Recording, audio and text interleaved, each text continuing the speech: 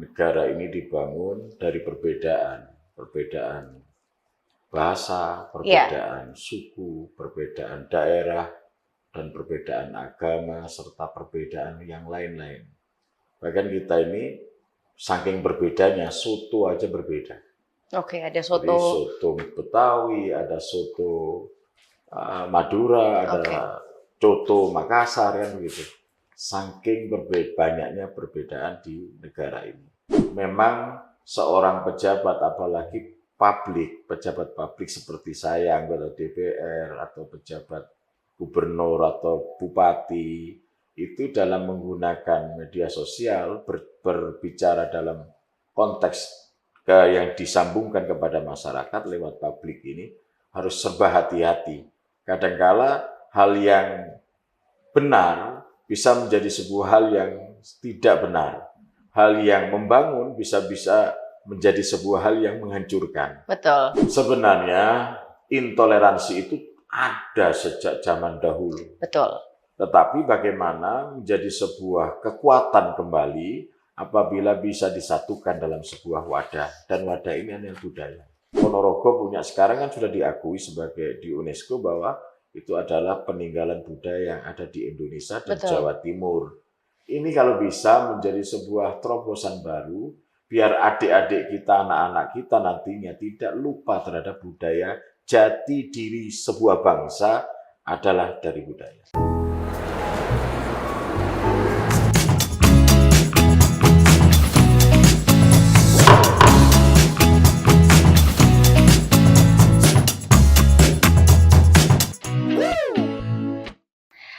Halo, kembali berjumpa dalam podcast DPRD, dan kali ini kita akan membahas seputar toleransi sebagai pondasi tegaknya negara.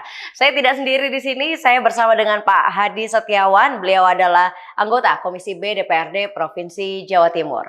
Betul, Cak Hadi? Betul. Waalaikumsalam. Waalaikumsalam.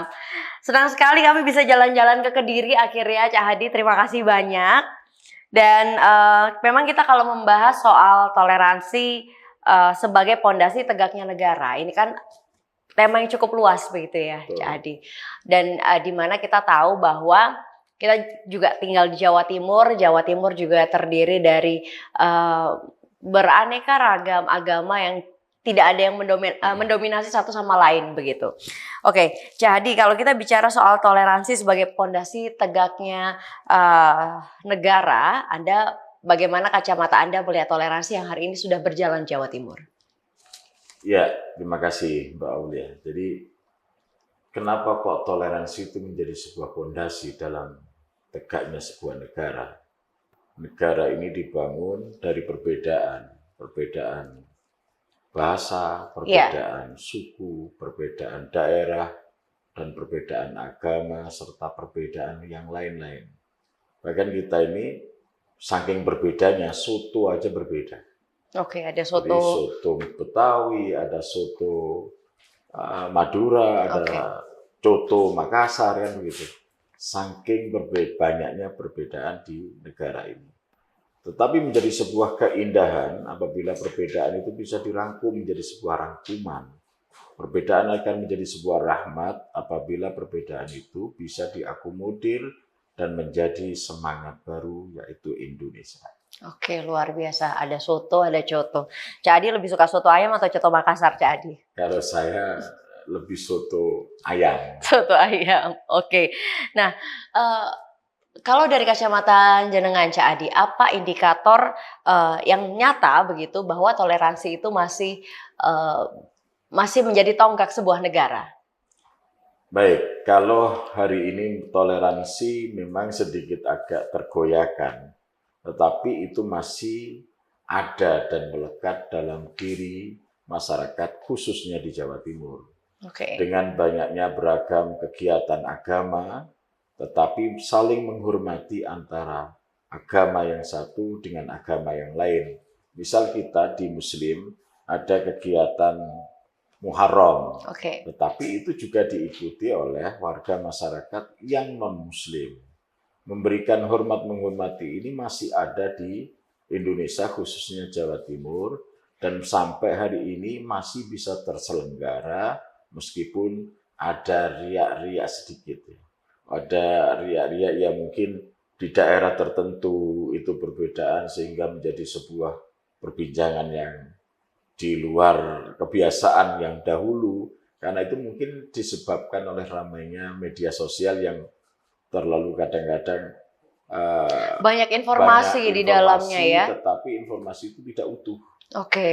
Gitu, Mbak Aulia. Jadi hari ini masih sangat kental toleransi yang ada di Indonesia, khususnya Jawa Timur, dengan banyaknya kegiatan-kegiatan yang rohani, kegiatan-kegiatan yang tradisi, kegiatan-kegiatan budaya, tetapi itu menjadi sebuah kesatuan dan dinikmati oleh seluruh agama, seluruh lapisan, seluruh masyarakat yang berbeda ras maupun suku budayanya.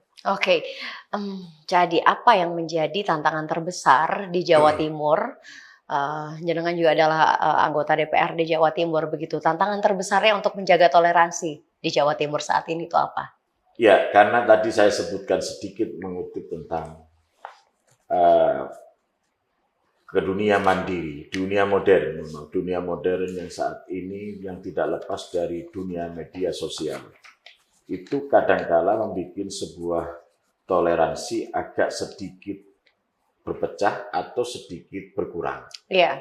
Karena tadi pemotongan oleh media sosial tadi yang separuh-separuh, yang orang berlatar belakang suka atau tidak, itu yang akhirnya membuat sebuah kekuatan ini sedikit agak bergoyah. Nah, dibutuhkan sebuah kearifan budaya, kearifan berpikir, kearifan berbicara, kearifan dalam hal menggunakan sebuah informasi agar itu tetap menjadi sebuah informasi yang baik, yang bisa bermanfaat untuk masyarakat. Memang kalau kita melihat media sosial hari ini itu kan memang konten yang paling menjadi favorit oleh netizen. Itu adalah konten-konten yang memang 1 menit dan terpotong-terpotong, apalagi kadang-kadang ketika membahas sesuatu yang cukup krusial atau cukup sensitif dan itu akhirnya viral begitu. Betul. Dan ini seringkali dilakukan oleh pejabat publik yang di mana itu adalah wilayah jenengan. Respon jenengan Cak Hadi sebagai pejabat anggota DPR saat ini ketika ada hal-hal seperti itu, ada potongan-potongan yang kadang-kadang tidak utuh diterima, yang itu pada akhirnya juga menjadi salah satu penyebab terpecahnya toleransi. Bagaimana? Ya, pembelajaran yang diberikan oleh alam, pembelajaran yang diberikan oleh masyarakat, kejadian 25 Agustus tahun 2000, tahun ini ya, 2025 kemarin itu memberikan sebuah telaah bagi kita atau pemahaman tersendiri bagi kita. Memang seorang pejabat, apalagi pejabat publik seperti saya, anggota DPR atau pejabat gubernur atau bupati, itu dalam menggunakan media sosial berbicara dalam konteks yang disambungkan kepada masyarakat lewat publik ini harus serba hati-hati. Kadangkala hal yang benar bisa menjadi sebuah hal yang tidak benar. Hal yang membangun bisa-bisa menjadi sebuah hal yang menghancurkan. Betul. Yang kejadian seperti itu memang kita harus bersyukur juga bahwa masyarakat kita ya sebagai anggota DPR dan pejabat publik harus bersyukur peristiwa tanggal 25 itu mengajarkan kepada kita. Kita harus bergaya yang berbeda. Betul. Kita harus mempunyai sikap yang berbeda dari masa yang lalu. Karena proses itu semua juga atas kehendak alam dan juga pastinya keterlibatan kita sebagai pejabat publik tinggi di situ. Gaya hidup kita harus berubah, pergaulan kita juga harus berubah, dan yang dulunya seakan-akan jauh dari rakyat, kita harus kembali ke rakyat menjadi sebuah inspirasi bagi masyarakat dan harus dipatenkan bahwa anggota DPR khususnya adalah berasal dari rakyat, untuk rakyat, dan oleh rakyat. Oke, artinya anggota DPR hari ini mereka harus lebih mawas diri begitu ya? Mawas diri, betul. Harus mawas diri dan melihat, menimbang-nimbang apa yang harus diposting dan tidak perlu diposting, mungkin begitu ya. Oke, Cak Hadi, sebagai anggota DPR mungkin ada regulasi yang bisa memperkuat toleransi begitu atau mungkin semakin memperdalam toleransi yang ada di wilayah Jawa Timur? Baik, terkait masalah regulasi yang harusnya ada dalam regulasi itu, terkait masalah itu yang menciptakan undang-undang kan tentunya DPR RI dan pemerintah. Kami hanya bisa membuat perda. Terkait masalah itu dibuktikan kemarin hampir saja ada perda tentang Sonhoreg. Iya. Tetapi dengan kearifan lokal yang ada di Jawa Timur, sehingga itu tidak menjadi sebuah perda, tetapi hanya sebatas pergub dan imbauan gubernur terhadap pelaku dan penikmat Sonhoreg. Sonhoreg itu bukti kejadian-kejadian yang ada di masyarakat itu memang harus kita terima, tapi bagaimana diterimanya itu tidak menghancurkan unsur yang lain. Betul. Karena menurut kesehatan itu menyalahi, tetapi menurut masyarakat itu yang digemari. Itu menyenangkan gitu ya. Jadi kadang-kala disinilah regulasi harus benar-benar bijak untuk menyelesaikan semua urusan masyarakat itu biar tidak tumpang tindih dan tidak menghancurkan satu sektor, tetapi juga tidak membenarkan sektor yang lain. Nah, memang kalau saya lihat Sonhoreg sendiri ini pun juga tumbuhnya memang rata-rata di wilayah-wilayah kabupaten begitu ya. Kabupaten, Di wilayah kabupaten yang di mana ini adalah wilayah dapil dari Cak Hadi sendiri. Kabupaten Kediri. Kabupaten Kediri dan Kota Kediri kalau saya. Dapilnya Kabupaten Kediri dan Kota Kediri. Seperti apa perkembangan Sonhoreg di sana, Cak Hadi? Kalau Kabupaten Kediri memang diizinkan, tetapi memang harus kadarnya diturunkan. Tetapi kalau Kota Kediri memang jarang itu dilakukan karena memang penduduknya yang terlalu padat.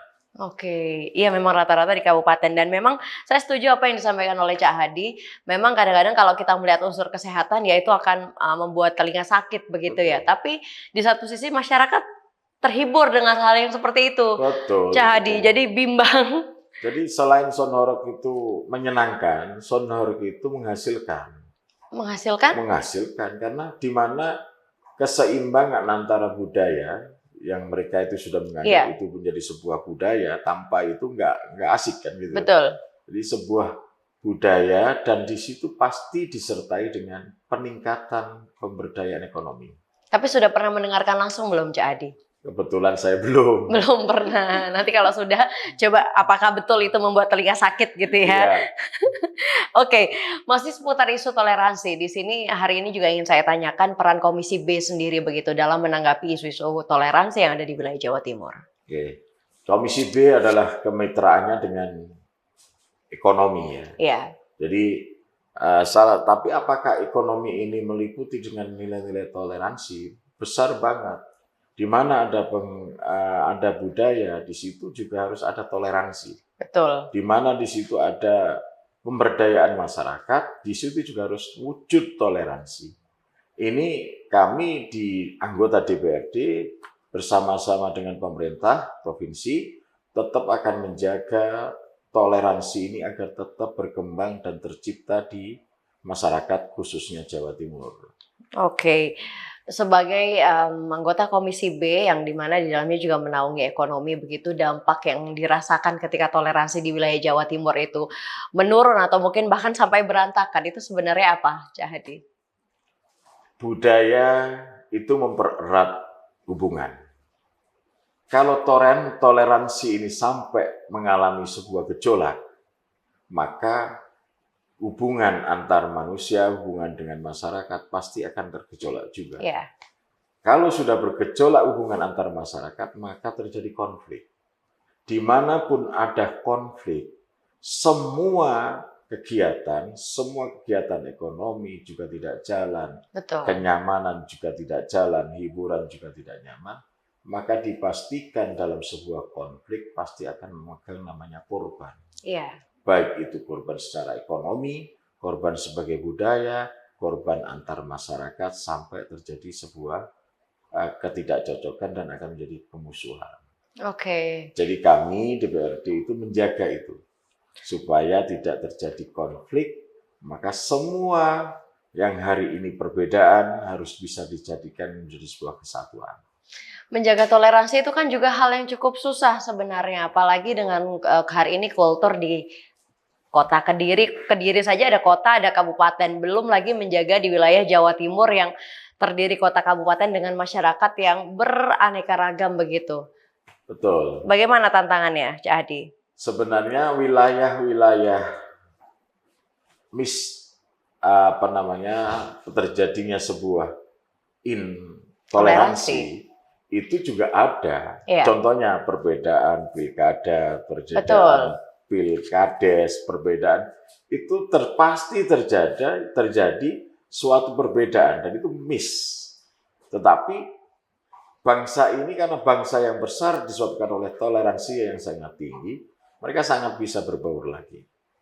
Pokoknya nanti ada sebuah hiburan, masyarakat senang, semua senang, insya Allah itu akan mudah menjadi sebuah komunikasi yang akan membangun toleransi sehingga toleransi jadi kuat lagi.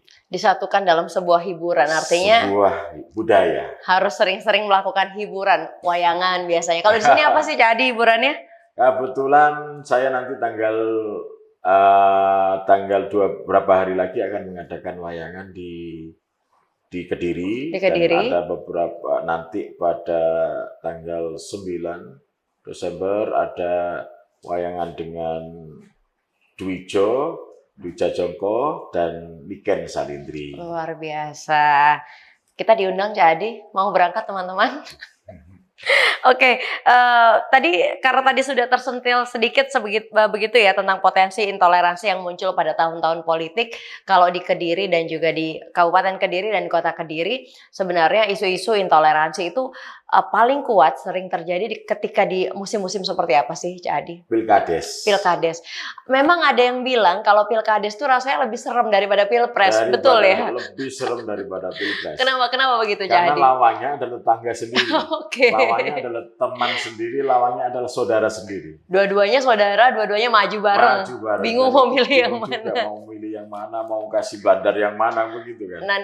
Dan itu menjadi sebenarnya menjadi tantangan yang cukup berat khususnya untuk jenengan begitu hari ini. Betul. Apa yang harus dilakukan, komunikasi politik dan publik seperti apa yang harus diberikan begitu kepada masyarakat? Sebenarnya intoleransi itu ada sejak zaman dahulu. Betul. Tetapi bagaimana menjadi sebuah kekuatan kembali apabila bisa disatukan dalam sebuah wadah. Dan wadah ini adalah budaya. Iya. Budaya kayak tahlil itu kan sebuah budaya, berjamaah berkumpul. Ada sebuah ganduren, bahasanya bahasa kalau ganduren itu ya orang berkumpul untuk sama-sama menunjukkan sesuatu tujuannya kepada Tuhannya kan begitu. Ada sesaji, kalau dulu sesaji kalau di pinggir-pinggir laut larung kan bahasanya begitu ya. Kalau di sini mungkin berkumpul dalam satu forum bersama-sama memuji leluhurnya, memuji kebesaran suatu daerah. Atau istilahnya di dalam itu kan ada kirim leluhur atau apa gitu. Itu bisa menjadi sebuah budaya. Ada ruat desa juga. Ruat desa itu menjadi sebuah budaya yang di situ semua berkumpul meskipun perbedaan pandangan, perbedaan pilihan, perbedaan yang lain menjadi sebuah kebanggaan tersendiri dan kebanggaan ini terciptalah kerukunan. Jadi memang budaya ini menjadi sebuah produk pemersatu dari semua yang ada perbedaan-perbedaan itu. Tapi memang kebudayaan hari ini juga semakin terkikis. Kalau di wilayah perkotaan apalagi kami sudah tidak pernah melihat yang ada yang namanya ruah desa atau mungkin kalau larung ke laut masih mungkin karena yang di dekat-dekat laut begitu ya Cak ya. Tapi kalau yang ruat desa atau mungkin merayakan sesuatu begitu yang mengumpulkan banyak massa itu rasanya sudah jarang terjadi begitu di perkotaan. Betul. Ini apakah baiknya dibekukan dalam sebuah perda begitu agar wajib dilakukan? Karena itu kan menjadi sebuah sebuah momentum untuk pemersatu masyarakat. Betul. Jadi kalau sampai ke perda belum lah. Jangan sampai hilang begitu maksudnya. Betul. Di situ ada Dinas Pariwisata dan Budaya, Dinas Budaya dan Pariwisata yang menjaga kearifan budaya di Jawa Timur akan tetap berjalan dan kebetulan itu mitra kami. itu yang sampai hari ini melakukan pagelaran-pagelaran budaya. Tapi sebenarnya kalau kita mau menarik garis ke belakang, budaya itu apa kan? Budaya itu tercipta dari sebuah patuah atau kata Iya. yang oleh para leluhur atau sebuah tradisi, kebiasaan yang itu sudah turun-temurun menjadi sebuah kegiatan dan itu tercipta sebuah budaya. Sebenarnya di kota besar juga ada budaya itu. Cuma memang kemasannya sudah berubah. Betul, lebih modern gitu ya. Lebih modern. Jadi memang ini yang harus kita jaga dengan kearifan lokal daerah, kearifan daerah itu dikembangkan sebuah budaya. Tapi ada yang harus kita pastikan dan kita jaga, ada satu, kearifan leluhur itu, budaya yang ada di leluhur harus tetap kita lestarikan. Oke. Ini problemnya. Bagaimana caranya agar bisa terus melestarikan budaya yang diberikan oleh leluhur? Betul. Nah, apa yang harus dilakukan ini, Cak Adi? Nah, kebetulan Komisi B lewat mitranya, lewat Dinas Disbudpar, Budaya Disbudpar telah melakukan pagelaran-pagelaran budaya lewat campur sari atau jaranan atau wayangan. Bahkan di kota-kota mungkin ada musikal. Betul. Itu salah satu bentuk menjaga kearifan budaya yang ada di daerah masing-masing. Oke, kita boleh sedikit menyoroti kinerja dari Disbudpar Provinsi Jawa Timur hari ini, yang ini di mana adalah mitra dari Komisi B, Cak Hadi. Apakah di tahun ini langkah-langkah yang dilakukan oleh Disbudpar sudah cukup progresif begitu dalam melestarikan budaya yang ada di Jawa Timur? Ya, kalau menurut saya secara pribadi itu sudah bagus. Cuma kalau untuk kategori sempurna memang harus dicari lagi. Nah, ini tugas dari Cak Hadi dan teman-teman tentunya untuk terus kami mendorong. Di Komisi B, Disbudpar itu biasanya mengundang komisi untuk menjadi sebuah penilai, peninjau dalam sebuah acara itu apakah kegiatan itu sudah layak menurut kami anggota DPRD atau memang ada perbaikan-perbaikan. Jadi saya rasa untuk program ini kami terima kasih terhadap Disbudpar Jawa Timur yang telah memberikan fasilitas dan program-program kegiatan yang itu memang harus dilakukan oleh pemerintah dalam hal menjaga nilai-nilai budaya yang sudah diwariskan kepada kita oleh para leluhur. Oke, melihat budaya sendiri juga artinya cangkupan wilayah Jawa Timur ini cukup luas, Cak Hadi.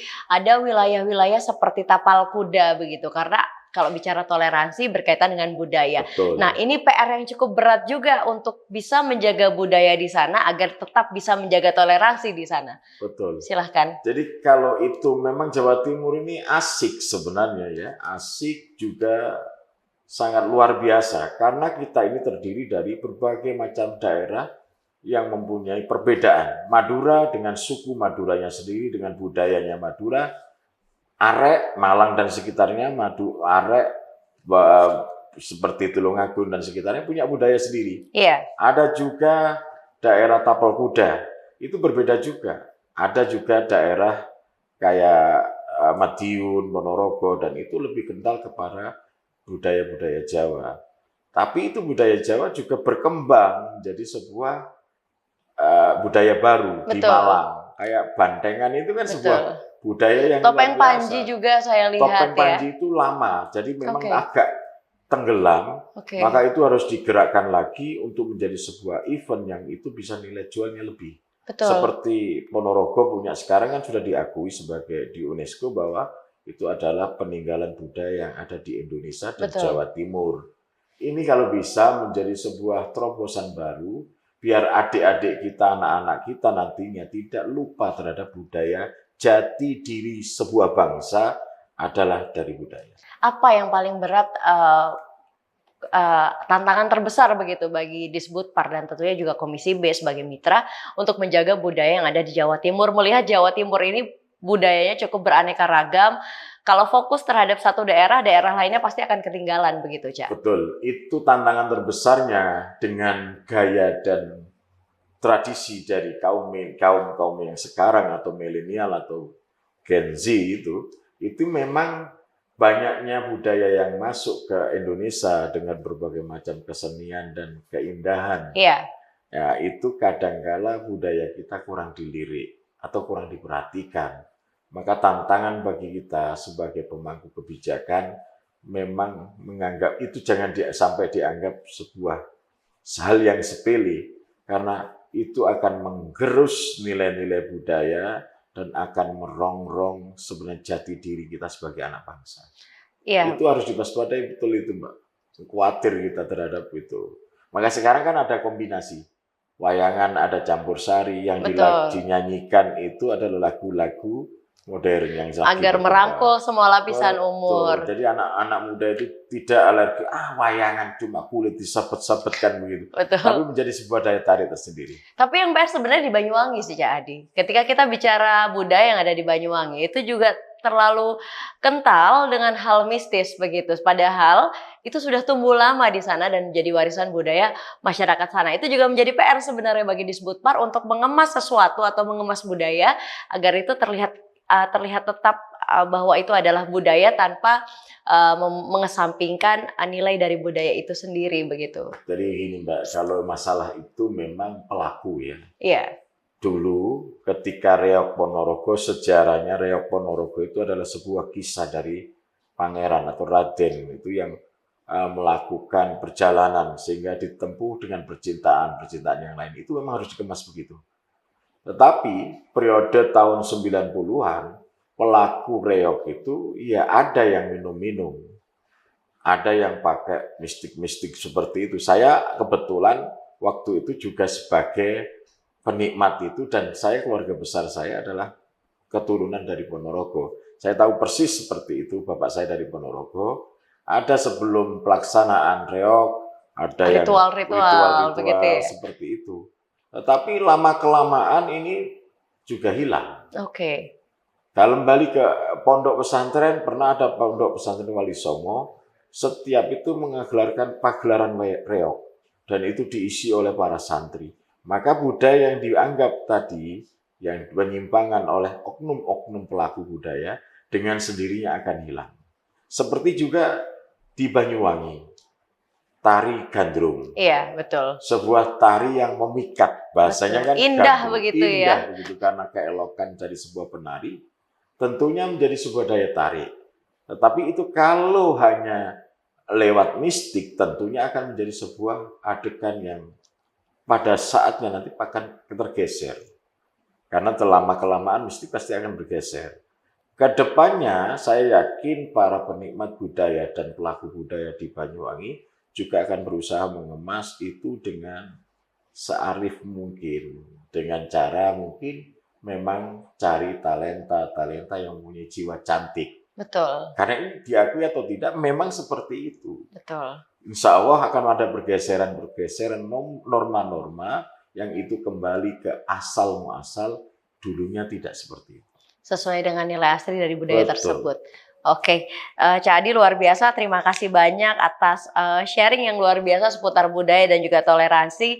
Ini memang PR besar di Jawa Timur hari ini. Jawa Timur juga terdiri dari berbagai macam suku dan budaya yang beraneka ragam. Di dalamnya kita melihat ada Madura dengan kondisi seperti itu, mungkin geser sedikit Gresik Lamongan kondisinya juga berbeda, ada yang lebih perkotaan seperti Surabaya Sidoarjo, atau bahkan ada yang nilai-nilai budaya atau mungkin keseniannya masih cukup kental seperti Banyuwangi atau mungkin ada Ponorogo dan juga Kediri. Beraneka ragam, Cak Adi. Terakhir Cak Adi, tentu ini menjadi PR besar bagi Jawa Timur, bagi Disbudpar Jawa Timur juga, untuk tetap menjaga budayanya agar toleransinya tetap terjaga. Betul. Mungkin ada yang ingin disampaikan kepada Disbudpar Jawa Timur. Silakan. Terima kasih Mbak Aulia. Jadi yang pertama kita harus bersyukur bahwa kita dilahirkan di bumi Nusantara Indonesia. Kenapa? Karena kita meliputi warga yang dipenuhi, bangsa yang dipenuhi dengan kearifan budaya yang luar biasa. Masing-masing daerah dengan cara berbedanya, masing-masing daerah dengan budayanya, tetapi kita menjadi sebuah kesatuan yang sampai hari ini dan semoga ke depan akan menjadi sebuah bangsa, daerah yang masih memegang penuh terhadap nilai-nilai ajaran leluhur, yaitu pemersatu. Budaya itu adalah pemersatu dari sebuah kebijakan. Amin amin ya robbal alamin. Semoga juga budaya di Jawa Timur terus terjaga. Jangan sampai budaya-budaya ini hanya dilihat oleh kita tapi anak cucu tidak merasakan indahnya Betul. beraneka ragam budaya yang ada di wilayah Jawa Timur. Cak Hadi, terima kasih banyak. Terima kasih. Terima kasih banyak juga Disbudpar Jawa Timur yang hari ini sudah memberikan sajian-sajian kebudayaan yang di beberapa titik lebih modern sehingga anak-anak muda nggak bosan, Cak Hadi. Betul. Ini mengapresiasi Disbudpar Jawa Timur. Semoga semakin banyak kebudayaan yang diangkat dan juga menjadi cerita yang menarik bagi Jawa Timur dan tentunya tetap bisa menjaga toleransi di wilayah Jawa Timur. Saya Aulia Mawardika pamit undur diri. Terima kasih. Sampai jumpa. Cak Hadi, terima kasih banyak. Terima kasih.